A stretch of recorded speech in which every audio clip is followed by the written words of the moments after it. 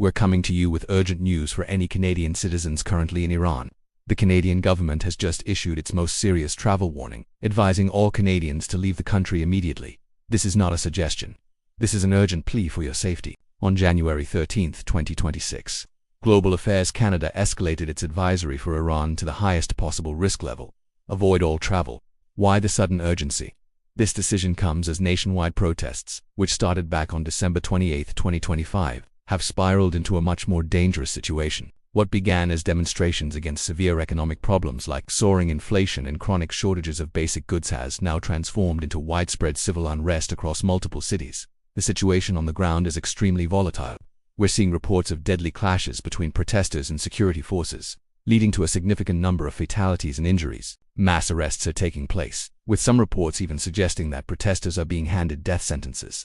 To control the flow of information, authorities have implemented near-total internet blackouts, making it incredibly difficult to communicate both inside and outside the country.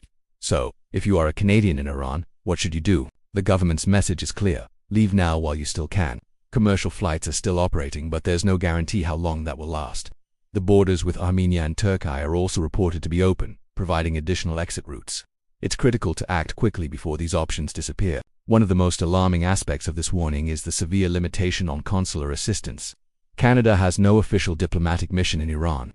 This means if you run into trouble, there's no embassy or consulate to go to for help. Any support would have to be provided remotely from the Canadian embassy in Ankara, Turkey, which is extremely challenging. The advisory also highlights other persistent dangers, including the risk of terrorism, kidnapping, and arbitrary detention.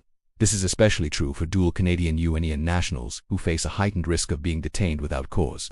This is all happening against a backdrop of increased regional tensions, particularly following the clashes between Iran and Israel in June of 2025. Canada isn't alone in this. The United States, France, and several other Western countries have issued similar urgent warnings, all telling their citizens to get out immediately. If you're in Iran and cannot leave right away, please take these steps. Register with the Registration of Canadians Abroad Service. This helps the government know where you are. Keep a very low profile. Stay away from all demonstrations and large gatherings.